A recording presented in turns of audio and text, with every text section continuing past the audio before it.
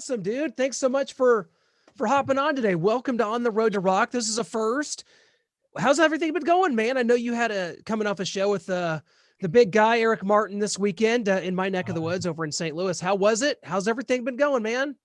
It's good, man. I've been very lucky and blessed, busy, doing what I do. So I can't complain. There seems to be quite a camaraderie between you guys. Obviously, you and Steve, but Eric Martin, Joey Caseta, you guys just sort of like what's the dynamic there? It looks like a lot of fun is had. That's what it is. You get four knuckleheads. I mean, it's one of those things, man. It's like, Trixter was a band of four brothers, just got along and laughing, and it's four dudes, and Eric, who we met 30 years ago, just kind of, he wasn't as abrasive as we were, but we warmed him up, and but he fit right in with us. So I mean, and same with Joey. It was just pretty second nature, and the band, it feels like the four of us feels like we've been playing together for years. I mean, we have been at this point, but I mean, for like a long time. And it just, sometimes it works, you get lucky.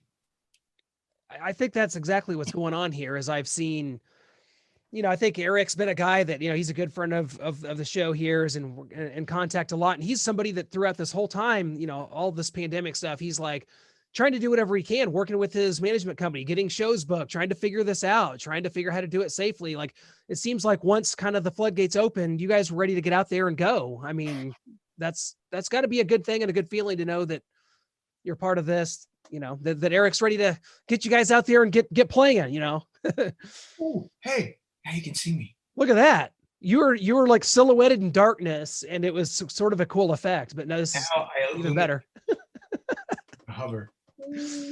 But you're back playing shows. It's great. This thing, I mean, it seems like the floodgates kind of just opened and bands started floating tour dates down upon us like manna from heaven. Boom, boom, boom, boom, boom. When, Motley Crue's like, yeah, we'll try it again next summer. Everyone else is like, no, we're going to go. And I mean, it seems to me like the crowd reactions. I just saw Styx this weekend, and like the crowd reactions, it's just like it's putting me in these moments of just, I'll never take it for granted again. You know what I mean? That's kind of what I've been thinking. Is that kind of what you've been thinking? You'll never take for granted being on stage again? Yeah. Well, I mean, I never took it for granted. Yeah.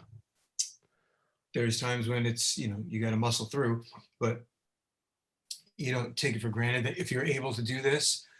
But I know what you mean. I mean, because look, it's not easy out there. It's hard to get people to come out. Even before the pandemic, it is hard to get people to come out and see a live show when their friends are just going to sit there and FaceTime it live, or Facebook Live or FaceTime you or whatever. It's like, well, maybe I won't. Maybe I'll save that beer and parking money and just watch the live feed. Which I can't wait to see the death of the live feed. The word virtual. I mean, it's good. It's great for stuff like this, but man, I don't know. And I've had to do a couple of those virtual shows and stuff. And you got to do what you got to do to get by. But I don't know. I think it wore out real quick. And I think people, only when we started doing those shows, when people were like, man, it's not the same. It's cool, we get to see the band, but it's not the same. There's something off about it, depending on how it's done. Yeah. Which I think in your case, one thing that there was some cool creative things I think that came from the last year, one of which was quarantine. I loved it. I loved what you guys did. I thought it was great covering some of those, 80s Kiss classics, and you got caught up with Chris Jericho in this. It's like Chris Jericho, who's the new, I don't know, Kevin Bacon of rock wrestling. Like, he's just has a hand in every single thing ever now. And I love Chris. What was it like doing the quarantine stuff, man? Because that just looked like a lot of fun and some really good tunes you guys busted out. I mean, that's just a labor of love kind of, it's just for, Kiss geeks that, Kiss tunes. It's and ironically, I have that band that covers all '80s and Bruce Kulick era Kiss songs, and alongside of it, I was doing just '70s Kiss with Charlie Benante and Joe McGinnis and John Five. So I was Covering covering it the whole all. career. So I mean, you say, hey, when you can't go out and play, I mean, you just play some covers and get back to like, just I would sit in this room here and just play all day, like a kid. I hadn't been able to do that in years. You know, just pick up the bass or the guitar and just go, all right, what do I want to play? Oh, you know what? Let's do some Kiss covers. And they've been tremendous. It's funny, Kiss Forever will be linked to the pandemic for me because I was on my way to Tulsa to see Kiss March 12th. And like I was driving, it was sort of like you're on the radio. It's like a Stephen King movie. Like, oh, the ACC tournaments canceled. The Big Ten tournaments in the middle of a game canceled. Everybody go home. It's over. Like, The world's closed. It was crazy. And so that was to be my last show. It didn't come to fruition, unfortunately, but here we are. Things are back. You're doing this quarantine thing. Like, did this, like, what kind of led, and we'll use this as a little transition here, to joining Fozzy? How did this happen? Like, is this kind of what led to that? What was the genesis of becoming part of Fozzy, who to me is an extremely underrated, tremendous band, and big things ahead for you guys, certainly? Yeah, I mean, I would think it had something to do with it. I mean, obviously, Chris and I have known each other for a long time, and you know, getting back to, you say, the camaraderie between me, Eric, Steve, and Joey and stuff. Well, Chris has been kind of like our fifth silent member of the band, because we had this text thread with the five of us that literally goes off. Sometimes I'll wake up in the morning and I'll have 127 missed texts. And so, I mean, we're Wow. just, he's, you know, we're all cut from the same cloth. So we're just cracking each other up all day long. And so we're in contact, and that's not the only text thread I have with him. You know, me, him, and those guys, and me, him, and a couple other guys. And so we're always in touch. And he knows I love Kiss. I toured with Kiss. So Kent Slutcher, the drummer, he called Chris. Actually, he sent Chris a text of a video of him playing the beginning of No, No, No. And just as a goof, just said, hey, name that song. You know, and Chris just goes, it's No, No, No. Hey guys, you want somebody to sing that? And him and Joe are just going to do like a YouTube video, put it together, and the two of them do it, him and Joe McGinnis. And Kent was like, yeah, actually we do. And Chris was like, he's like, actually, I mean, we need a bass player too. He's like, I got the guy. So Chris called me. He's like, hey, you like 80s Kiss, right? I'm like, sure. He's like, all right, well, we're doing two songs. And he said, No, No, No, and Heart of Chrome. And those are the last two songs I thought he was going to say, but I was very impressed.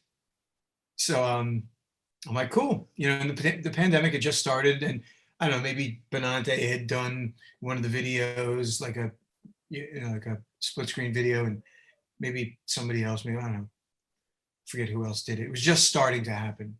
So I'm like, oh, that's pretty cool. Well, you know, record the song at home, and, you know, kind of do what everyone's going to start doing now. And it just took on a whole different ball of wax. You know, Chris, go big or go home. So next thing you know, we have a top 25, number 25 single on the rock chart. You know, then we did an awesome video for Love's a Deadly Weapon in his backyard. And we are currently working on the fourth single from Quarantine. Oh, so to get back to you, I kind of tailed off there. But so Fozzy had some shows booked in August last year, and their bass player didn't want to tour. He wanted to go, you know, he was on lockdown mode. So, you know, him and Rich called me. And I'm like, hell yeah, let's go. You know? And a new video, Sane, is out there killing it. Fozzy does great. I tell you what, Fozzy does, I think, you know, marketing wise, they're such, you know, it's a visual band. Chris is a visual guy. You get the video out, and it seems like you kind of like, this is how it worked on the last album back in 2017 with Judas. Like, this video comes out, it becomes a huge hit. People love the video, and it just sort of paves the way for this album. That's kind of what Sane looks like it's going to do for this next Fozzy record, which people are pumped about. First one in 4 years. Yeah, I mean, and it's been done for a while, but I think you're right. I mean, I think that people are, thank God people are talking about the video and they're loving it. I mean, I actually love it. I did not want to fucking do it, but Why not? uh, God, you know the story. I've never been on a roller coaster in my life. Oh, I didn't know that. That's great. So you know, not only hey, you got to ride a roller coaster. It's like no, you have to shoot a video on a roller coaster. So it's like over and over and over and over again. You know, it's not my first video. I know. I'm like, God damn it. Um, but hey, rock and roll makes you do things you don't necessarily normally wouldn't do. So Ah, it was just a awesome concept. Rich Ward thought of that, and you know, some of the band members paid the price for it. But well, you and don't worry. The next one I hear, next video is going to be jumping out of a perfectly good airplane. So don't worry. well, That's the that's the next one. ongoing joke. That's the ongoing joke. I said, Ah, I'm like, I told the guys, I'm like, God, what Rich, great concept, but let's let Billy pick the concept for the next video. like, yeah. Can we just like be out in a meadow, skipping through sunflowers or something? Shopping mall or something like that, right? It was awesome though, and I can't wait. I mean, somebody, I can't take credit for this, but somebody brought this up on Metal Sludge recently, and it kind of got me thinking. And the question was like with AEW and how big it is, and you see like Chris Jericho, who his theme song, which is Judas, that it's just taken on a life of its own, as it's a thing that people sing as he's coming to the ring, his group, the Inner Circle, some of the stuff they do. It's like, is wrestling perhaps a really good link to the future of rock music? And it got me thinking, I was like, that's very interesting, because Chris has obviously had his hand in both for his whole life. But man, AEW does it great with that. And I think that could be an interesting concept, that this connection between wrestling and music, which has been there since the rock and wrestling connection in the 80s, but Yeah. kind of interesting to think about that in 2021, man. Yeah, well, it's definitely getting bigger and more popular, and not for nothing. I mean, it's a really solid vehicle to promote a song. Yeah. It's one of I mean, you got to find new ways to get your music out there, you know, and if you can get it on, national television every single week, well, it's a pretty good start. Yeah, no question about it. I got to ask you about Trixter, kind of in a different question, PJ, because to me, I don't know how much you know about a lot of the Swedish rock bands that have come out. You probably crossed paths with maybe some bands like Crazy Elix or Heat on some of the cruises at some point. So it's crazy when we interview these guys and we talk about their sound. They talk about, you hear the 80s influence and everything they do. It's dripping with it. Yeah. But what's strange is they instead of saying Motley Crue, Van Halen, as influences, they say the same bands, and it's always Danger, Trixter, and Europe. Those are the three they always bring up. Were you kind of aware the influence that Trixter had on some of these bands, that maybe, instead of somebody completely obvious, it's bands that were more melodic, because you hear it in the choruses and how the melodic sound. Were you aware of that? I'm surprised to hear Trixter's name in the hat.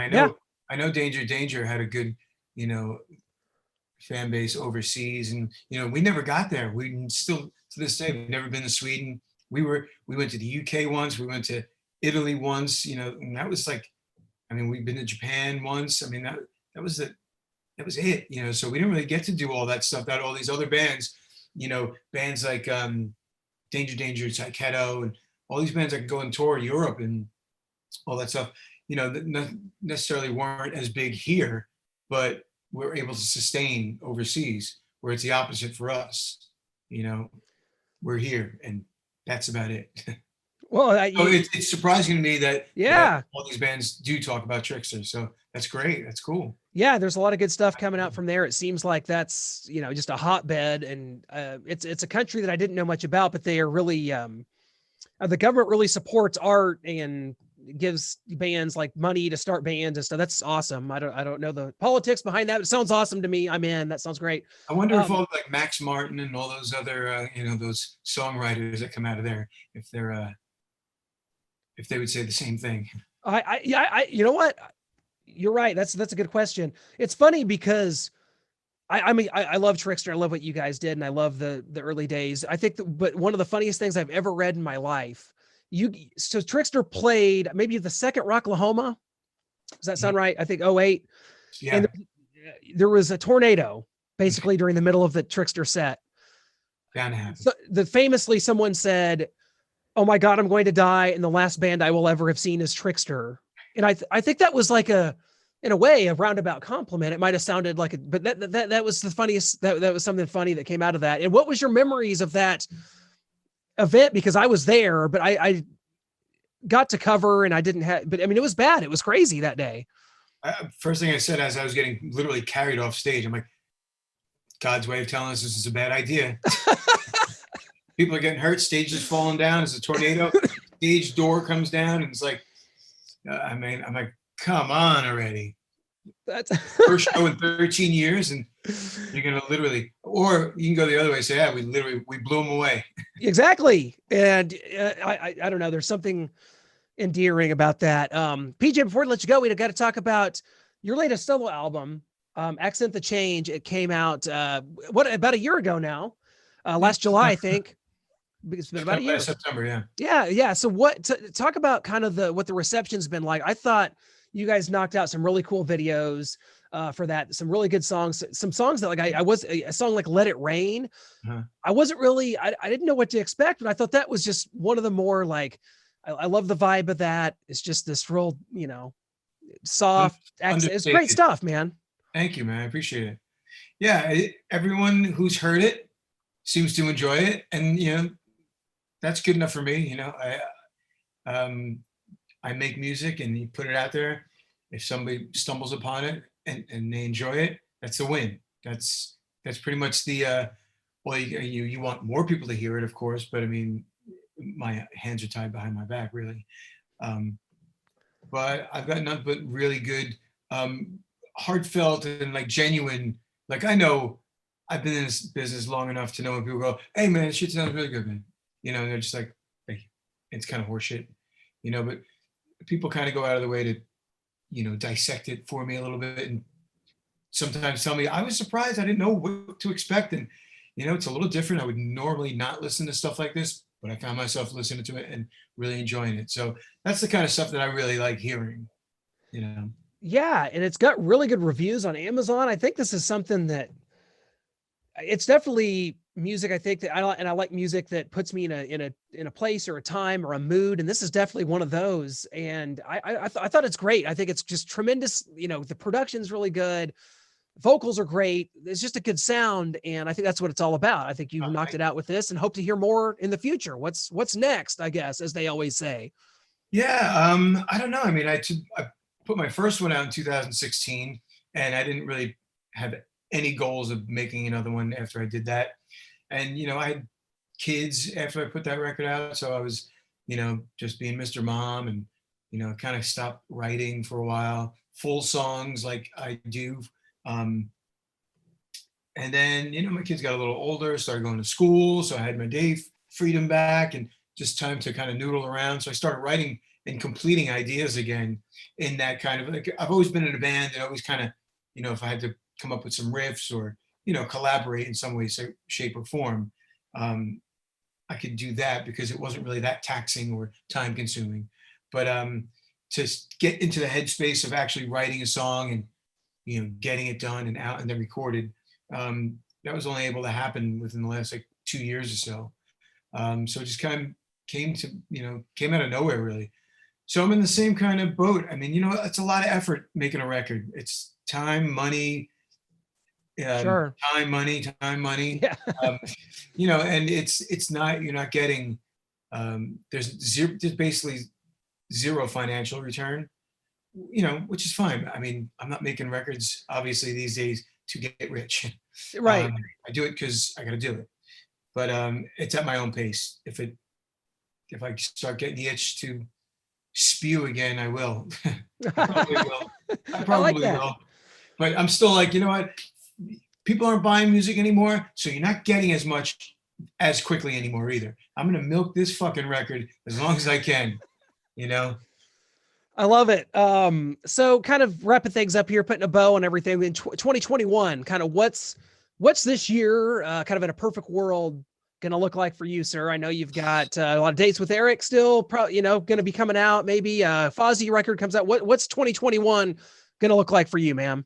It's been pretty busy so far. Me and Eric have been out a lot this year, and I have a week of shows at Fozzy in about a week or two, and then more shows with Eric, and then a one-off with Fozzy and more shows with Eric. And then Fozzy starts September 2nd, and then we go to mid-October. Then we do the Jericho cruise after that. Then after that, I think I'm going out with Ra for a couple of weeks. And then Fozzy goes to the UK at the end of November into December. And then, come home and hopefully stay home for a couple of days. That's well, last year also, I was home for 5 months last year. Yeah. March through August, that I didn't do anything. And that's unusual for me. Yeah. A lot of people are doing their first show like this weekend. But because Eric and I were doing acoustic shows, it was kind of, nothing really changed. We were able to go out in the markets that were open. We could go out and do a show where people are sitting down at tables, because that's how we do the show anyway. It's catered to that kind of surrounding.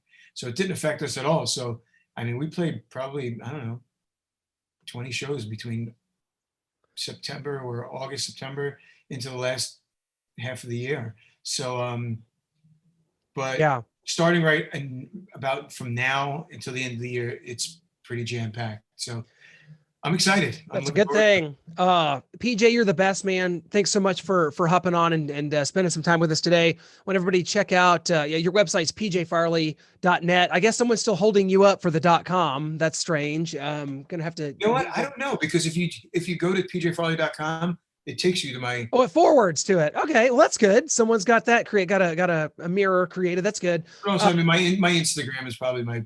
Yes. The most direct and up to date stuff. My Facebook is, pretty much connected to it, and it's full. So it's, I can't really accept it.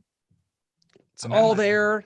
Check it out. And you're always good at interacting. So PJ, thanks so much, man. Continued success and happiness, man. We'll see you out there somewhere out in the stratosphere one of these days. Where are you? What part of the country? I'm in Kansas City. So, oh, wow. Yeah. So you just played St. Louis this weekend, and we've been trying to get this show with Eric booked here in KC, and this venue here just can't quite seem to make it happen. And I'm pissed. Yeah. That's something. Yeah. We'll make it happen though. Thank you so much, my friend. We'll catch up soon, brother. Thank you. Thanks,